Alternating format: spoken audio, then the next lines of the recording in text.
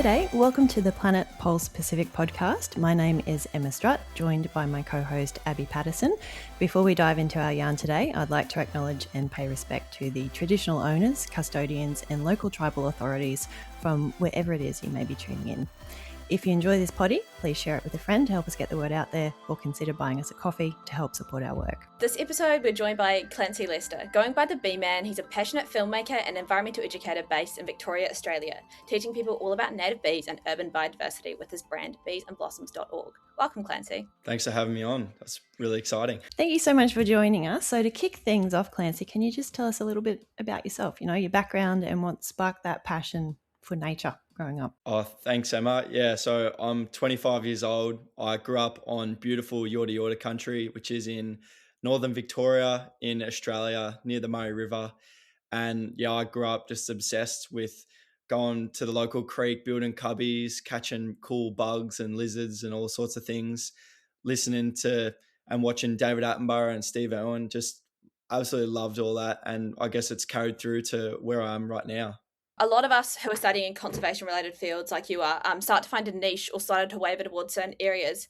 When did you realise that yours was bees, and more specifically native bees? I feel like I definitely should just give credit to native bees and insects that I've always sort of appreciated. But more recently, when I got to do some field work in Northeast Arnhem Land and learn about native bees with the Yolngu First Nations people, I grew a whole nother level of understanding and absolutely just so fascinated by these awesome native insects and pollinators. And I saw that you got to do an amazing opportunity at Melbourne University, the Waddell Fellowship. What were your highlights of this, and did your idea of creating this bee education program, did it come from doing this fellowship, or was it a chance to expand on a dream you'd already had?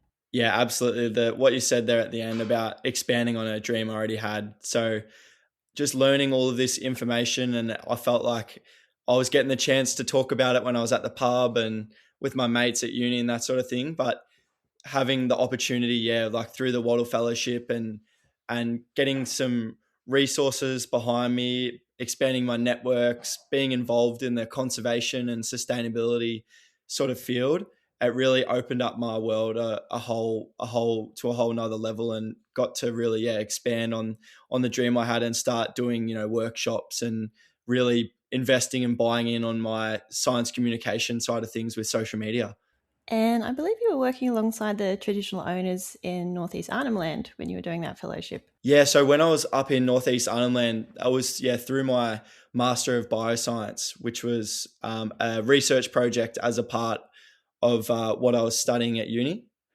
And that was just such a special experience to go up into remote Aboriginal communities and learn off country with the people that have been looking after it for thousands of years. One of the main things I see you talk about and run are the bee hotels. For our listeners who don't know, what are bee hotels and why are they such a good solution? Yeah, so bee hotels are what we can create, which is the nesting habitat for native bees. So you have things like flowers, which are awesome for native bees and pollinators to collect resources from, like the pollen and nectar. But bee hotels is addressing the issue of having a place for them to, raise their babies and lay their eggs. And so the idea behind bee hotels is creating that natural environment where native bees nest in, whether it's in the ground or in the holes from wood boring grubs and beetles in dead logs and wood, or even in the middle of flower stems and pithy scented sticks and things. Bee hotels, the idea behind that is to best mimic and copy those, and then leave that habitat in your backyard or in your local reserve, which when you think about a park in your local town or city, quite often it's just grass and then big trees. There's never usually bare open ground for the ground nesting bees. There's rarely dead logs laying around or tree stumps which have those holes from the wood boring grubs. And then there's rarely ever the dieback from annual flowers, or those, when things are pruned, they're taken away. There's very, very rarely that little bit of messiness, which is what provides the habitat for nesting insects. probably a common misconception with bees and with a lot of other insects is that you need a large plot of land or a big beehive and something to take care of them. But for someone who might live in an urban area like an apartment block or somewhere central, what would you say to someone who might have this misconception? Oh, well, that's absolutely something that is shared by lots of people, but is definitely a myth. We've had some recent studies in the last few years which have looked into urban biodiversity, particularly of insects and pollinators, and some of the things that they found, which are really interesting, and have been incredible ways of dispelling these myths, is around how at the size of a little patch really isn't one of the factors that concerns biodiversity, as rather the diversity, particularly of native and indigenous flowering plant species and grasses and trees and things.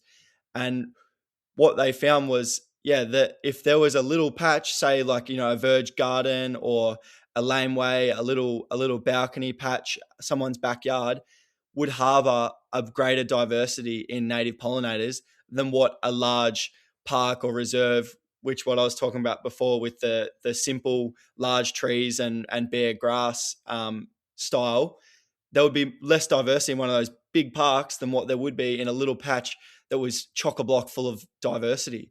So that's one of the number one things, is just increasing the diversity.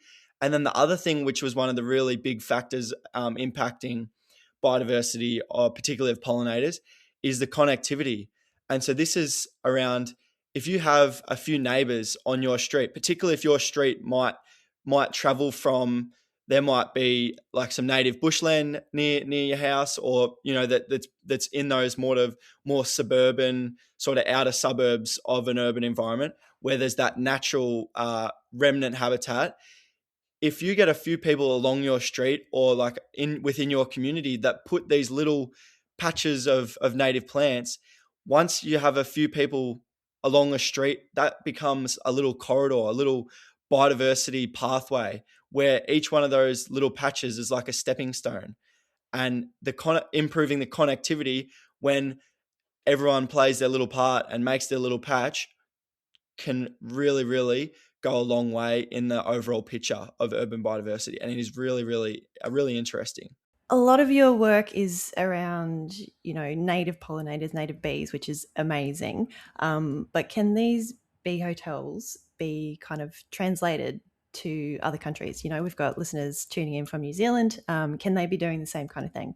Yes, absolutely. And we find with some of these bee species groups that they're distributed all across the world, or if their families don't exist in different countries on different sides of the world, there's quite often similar behavioral adaptations of these native bee species.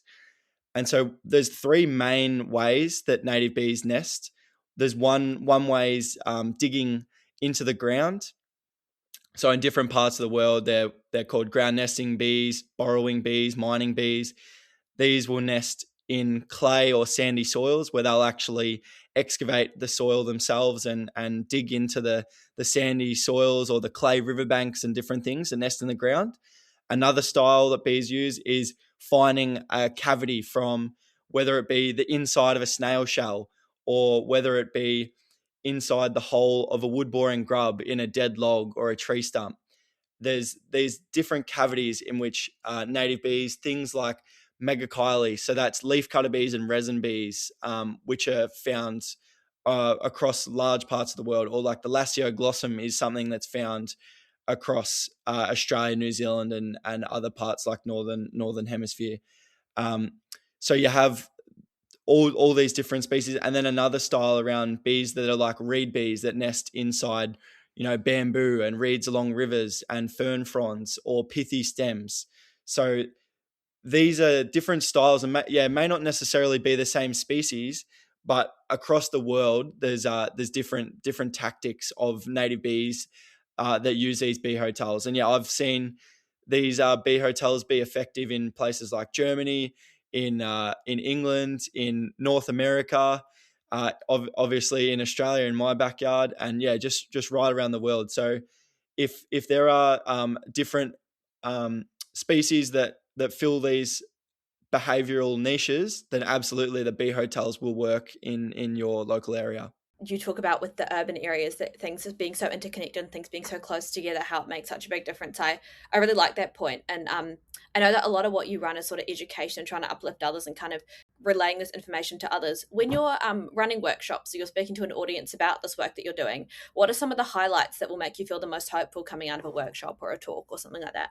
What really gives me hope is, when I'm with particularly young kids, or students, or people that have just maybe even come from a urban environment or have grown up in a city that haven't really got the opportunity to engage with nature and just getting outdoors. And it's almost like you see a little switch flicked, or like a light bulb moment when you see someone really click or really connect with nature. Like they might see a blue banner bee for the first time when you're going on a pollinator walk, or they might see me eat like a bush food, and that might have been something they'd walked past every day on their way to school for years. And when finding these different little ways where people have connected with nature, and you can tell that that's had a long lasting that will have a long lasting impact, or might inspire someone to go home and have a conversation, or even down the road choose a career pathway involving the environment.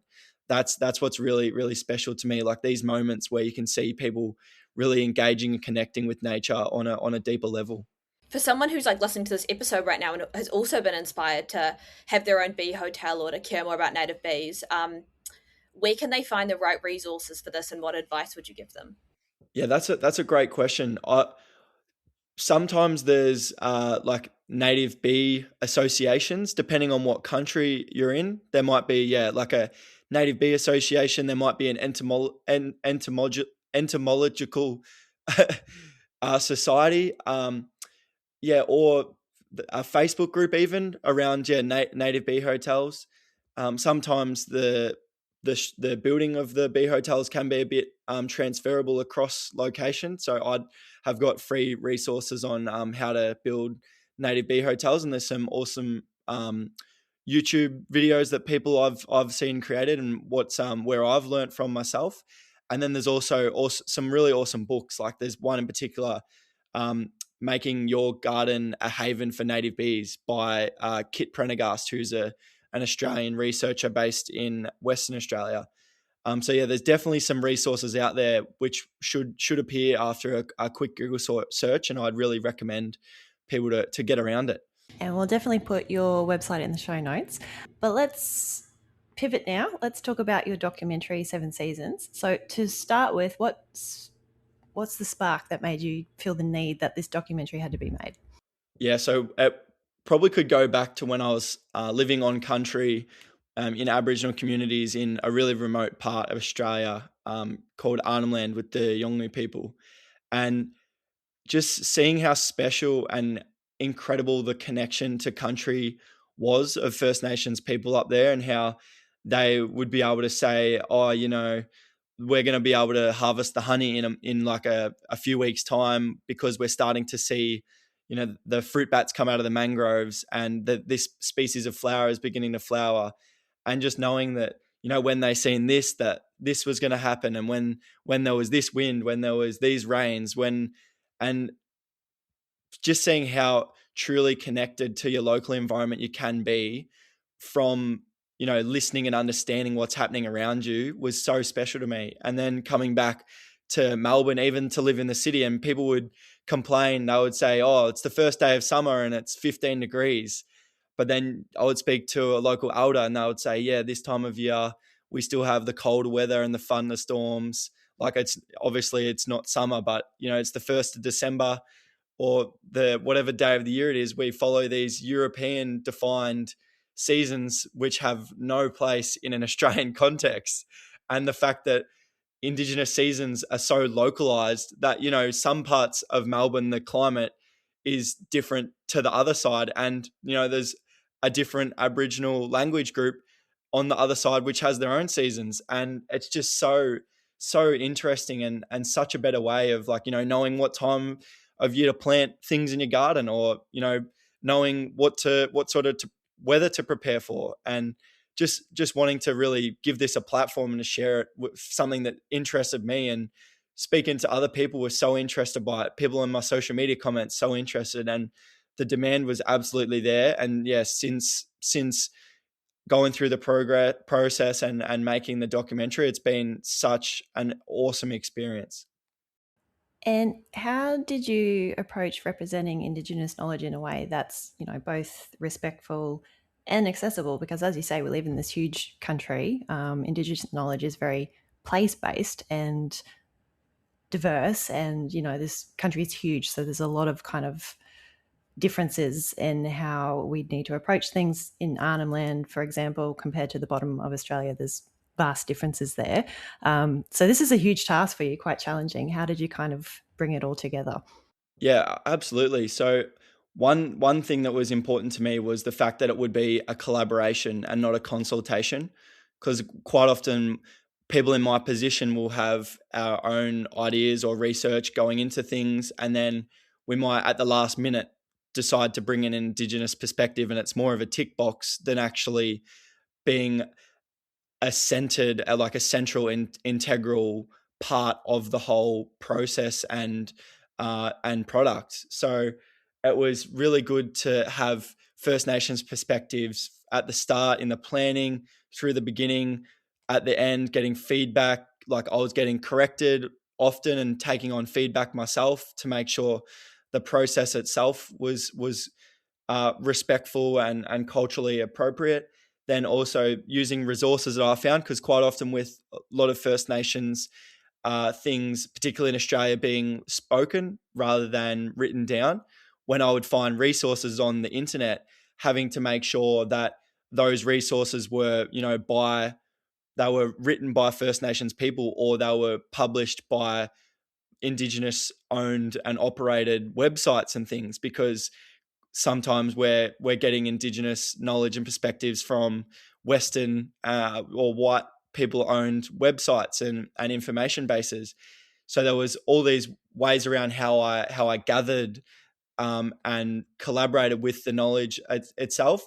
And then on the other side of things, with making sure that the intellectual property and the knowledge is respected and was not an exploitive or an extractive process. And the fact that I didn't have the documentary and some of the knowledge I shared as this lecture, but more of a teaser. So then people can engage in learning, and then also they don't want that to be the last that they've learned. Like they're more inspired to reach out or to learn further. And so, not putting everything out there all at once, and yeah, having it like as this awesome insight and like a taster, and getting people really motivated and inspired to learn more. So there's definitely quite a few things around how I went about things, because there is so many different ways where or parts of the process that you want to be as respectful as possible.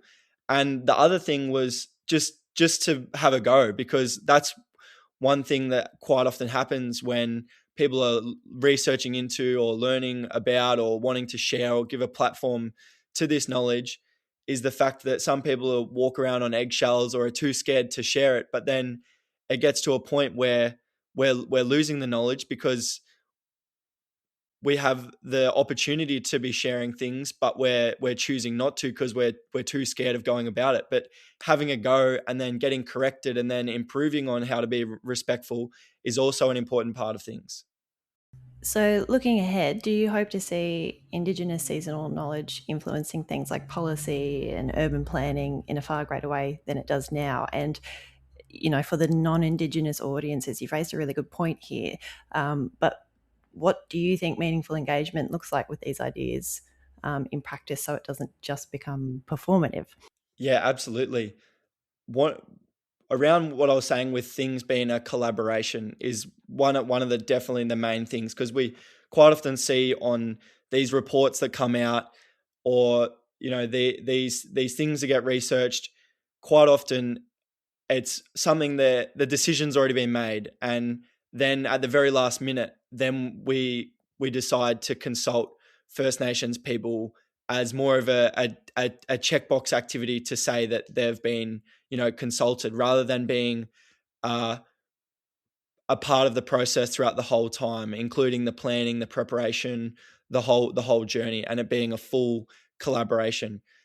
Because there's so many steps along the way where our own, Western ways of thinking and bias will impact these decisions and the way we go about things, and it can be just the absolute smallest little things. Like, obviously we have these tendencies to love having, through the Western way of thinking, we love having, deadlines. We love grouping things or categorizing or having borders, or like our maps have to have lines and borders. We have to have schedules. We have to have these divisions and things. So we already always have frameworks and things that are black and white, instead of this more holistic way of thinking and being circular and just looking at things from different angles.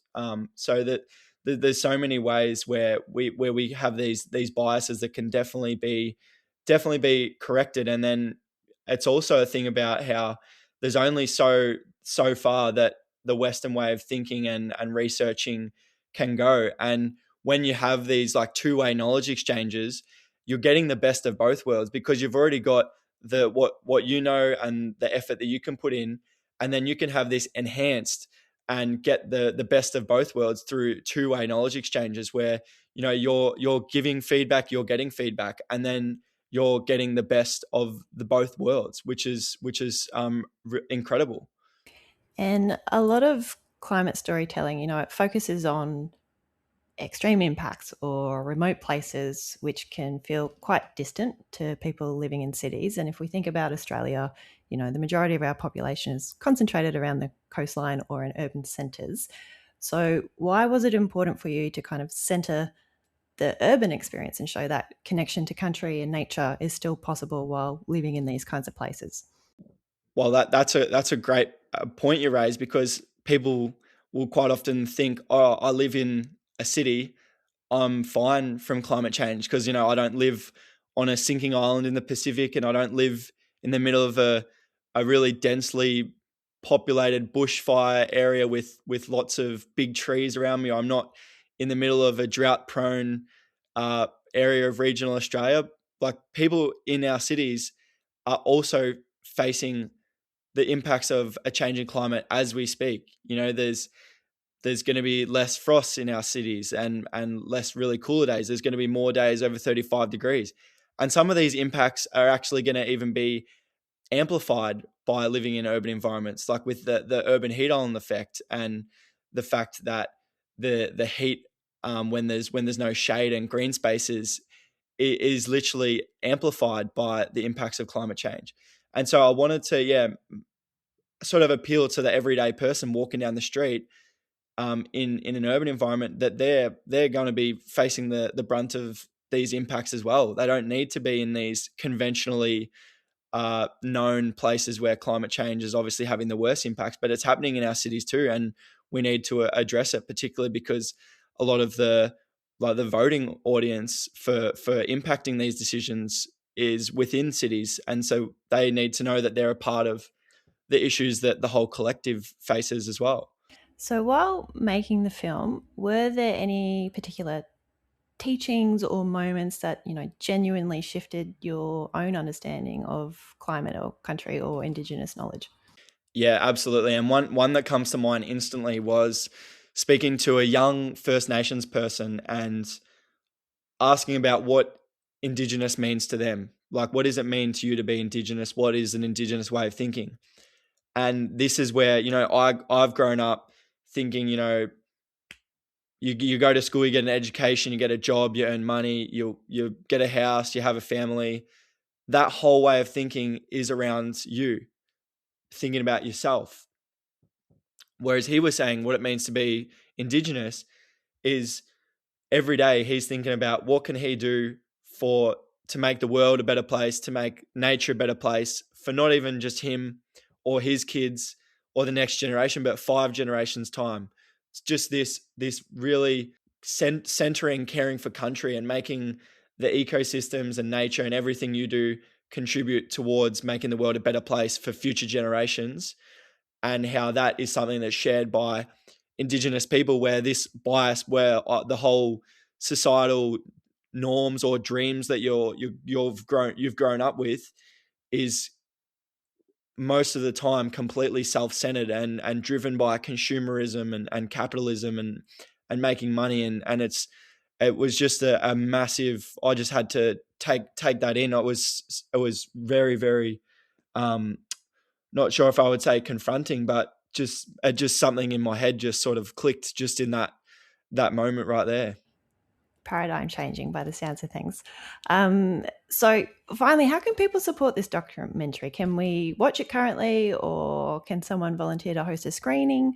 Yeah, so at the moment I've been doing screenings around Melbourne, but I think it's definitely gonna once I've done a bit of the few of the screenings, I'll be looking at putting it on a place like that Waterboa, or like one of those ethical sustainability streaming platforms, because I would love to get the message out there, and I would also like to expand the scope of who we interview. Like, I'd love to go around Australia, even internationally, to speak to different Indigenous perspectives around the local climate environment and how it's changing. But yeah, so definitely stay tuned. There's a social media page, 7 Seasons documentary, for people if people want to stay updated. You've been quite active on social media, and as well as posting a lot of really interesting topics about bees and about a lot of things you're passionate about, you've also spoken out a lot about climate change. Particularly, I remember you had a video in summer of when there was that ridiculously, like, the record-breakingly hot day in Victoria, and you had a video speaking out about that. Why do you think it's so important to talk about climate change, and particularly policy changes in Australia? Why do you think it's important to use your social media platform to speak out about it? That's a big question too. And I think climate change is just such a ever present issue, and the fact that we've known. I was speaking to someone the other day about reading I don't like to read outdated books about nature or the climate, because it's just getting to a stage where it's depressing, to see, even just in my short lifetime, what we've already lost. And that's why I feel like it's still just such an important, it's like a quote that I love, is about, the best time to take action on climate change was obviously, in like the 1970s, when we first started knowing it was going to be a big issue. But the second best time is today. And there's still so much that we can do, and to safeguard our futures, the quicker and more urgently we act on it. And that's why I always love to raise my voice and advocate for what we can do, and then at the same time still try and keep these positive, optimistic messages, and just getting people to really care and appreciate and connect with nature, just so we know what we have. Because it is doom and gloom, but you don't achieve anything when you can't be optimistic, because what good is anything without having hope and being able to band together for the overall greater good. We all remember the Bee movie that came out in 2007, and while it was mostly just a funny cartoon film, it did have some important messages about the importance of bees to people and how we can't live without them. What are some of the things that film got right, or what are some things that you hope young viewers can take out of that film today? Well, it's actually funny you say that, because if I had $1 for every time people would quote that movie and say, "Oh, if all the bees died, or if all the bees stopped working, we would only have food for a few weeks or a few months or whatever." So many people have definitely watched that movie and taken have big takeaways from watching that movie, and it does absolutely show just how important our pollinators are for our food systems. We have so much of our crops and everything that we eat every day. Things like, if anyone had avocado on toast for brekkie this morning, anyone had a morning coffee, we're coming up, we're recording around Easter time. And if, people are having their Easter eggs, there is so many things in our day-to-day lives that we have to thank because of bees and because of pollinators.